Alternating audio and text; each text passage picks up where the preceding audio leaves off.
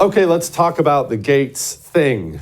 And the Gaetz thing being the fact that Matt Gaetz came out earlier today and made an announcement that he's withdrawing his name from being AG. Here's actually specifically what he said. I had excellent meetings with the senators yesterday. We'll get to that in a moment. I appreciate their thoughtful feedback and the incredible support of many. While the momentum was strong, it's clear my confirmation was unfairly becoming a distraction to the critical work of Trump-Vance. No time to waste, yada, yada, yada. I'm withdrawing my name, blah, blah, blah, blah, blah. You got it all. He bounced out. Okay, so first, let's do this. Remember the conversation we've had many times before about how we have 1,000 battles to fight. Saving a country and losing a country is a process, not an event. A process, not an event. We had a huge election win. It was wonderful. I'm still so happy. I'm assuming you're still so happy about it, and that's good. Feel good. But it was a major battle, but it was one battle. There are 1,000 more to come. This was one of those battles. Donald Trump's preference for Attorney General was Matt Gaetz. Matt Gaetz spent the day yesterday bouncing around the halls of the Senate. And look, I'm sure you already figured this out, but here's how this works. You go door to door. There are 100 senators. You're probably not going to bother meeting with the Democrats. So you're going to have about 53 doors you need to knock on, give or take, depending on who's in town. You go knock on the Republican senators' doors. They would, of course, had meetings set up ahead of time. They're not actually knocking on doors. And you go sit down and you simply ask, are you a yes or a no? Are you a maybe? Can I convince you? Do we need to go do lunch? And what you're doing is you're simply counting votes. They spent the day yesterday on Capitol Hill counting votes. Are we going to do this or not? And it's obvious from Gaetz's statement and from the timing of all this. They walked off of Capitol Hill yesterday, and Matt Gaetz did not have the votes. I was told you that he was going to be a coin flip. I assume most of the others will be okay, but I knew Matt Gaetz was going to be a coin flip. Matt Gaetz did not have the votes. That's obviously what happened here. Now, there are details we don't know and probably won't ever know, but the bottom line is Matt Gaetz did not have the votes. And why didn't he have the votes? Well, that's going to lead us to a little bit of a larger conversation we're going to have. Matt Gaetz didn't have the votes because of the United States Senate. But the Republicans control the United States Senate. I don't understand. Well, that is the point. You see, the primaries. The primary in your red state. I'm not even talking about the Lisa Murkowskis and the Susan Collins of the world. I'm not talking about them.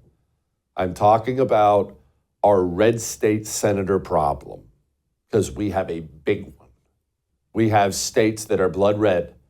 They could elect and will elect any Republican who wins the primary. And our reddest states send consistently our worst senators to the United States Senate. No excuse for it. It's on me. It's on you. If you reside in these red states, I do. I reside in Texas. To have John Cornyn be a United States Senator from Texas is unacceptable. I need to do better. I need to do more. Unacceptable. As soon as we get as invested and involved in our primary process as we do when Donald Trump is on the ballot for president, then these things will stop happening. Now, let's talk about how intelligence agencies not just work today, but how evil communist agencies work, how they've always really worked.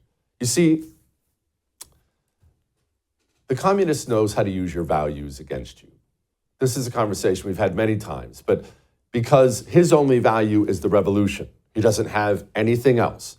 All he cares about is the revolution. Burn everything down, torch the country. For him, that is the greater good. I know it's sick, but for him, that's all that matters. He has no other value system beyond that. It gives him the freedom you don't have. It gives him the freedom to take your values and use them against you. And they do this with dirty stuff all the time, and they always have. Did you know, if you watch this show for any length of time, you do know this, but did you know the Stasi, the secret police in the East Germany, that horrible communist country? Did you know that they used to plant pornography on people? They would plant it. The agency itself, they would go out and they'd put it in your mailbox, put it in your desk, break into your home, put it by your bed. Why? Why? I remember the first time I read something like that, I thought, that's so weird. Why? That's just odd. But it's not when you actually think about it, because what happens when your wife goes and gets the mail? She finds that smut in there. She comes storming into the house. Now there are cracks in your home. Now you're having a big argument. Hey, I saw what you were looking at. What did you do? There are cracks in your home. It appeals to her emotions. It attacks her emotions, and it breaks things up. Dirty things like that appeal to your emotions. They go after your emotions, my emotions. As soon as you hear underage this or paid her for that, immediately everybody, it's human nature, we're all, ooh, that's gross. Ew, I hope that's not true. Oh, gross.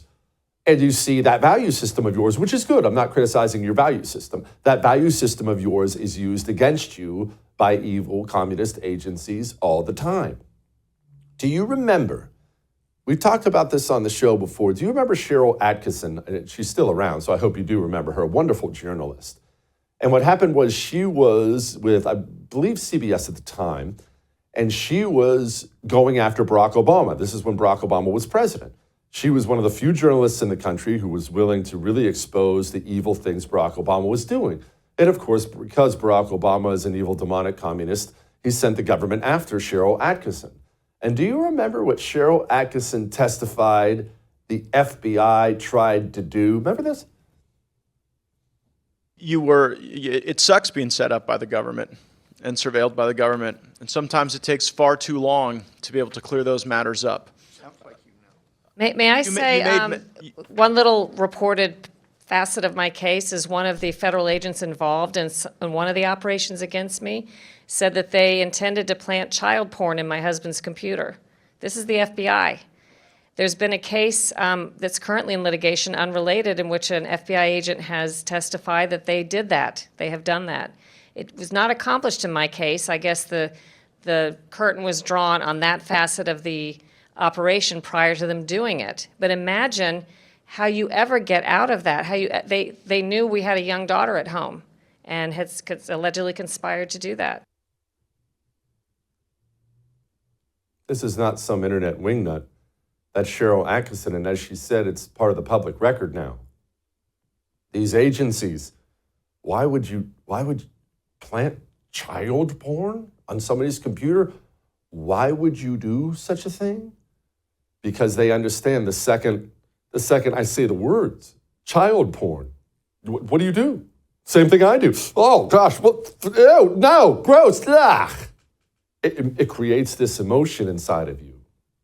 And that's why they do it. Because they know if they can do that, and obviously this is something they do, these things happen in our country, because it appeals to your emotions. They can use it to get you to go along with whatever they want. And they can use it and do use it and have used it many times to stop people who may threaten them. So if you have an attorney general and you're worried that he may clean house, you're worried that he may expose some level of corruption either when he's in Congress or as attorney general, well, you simply open an investigation.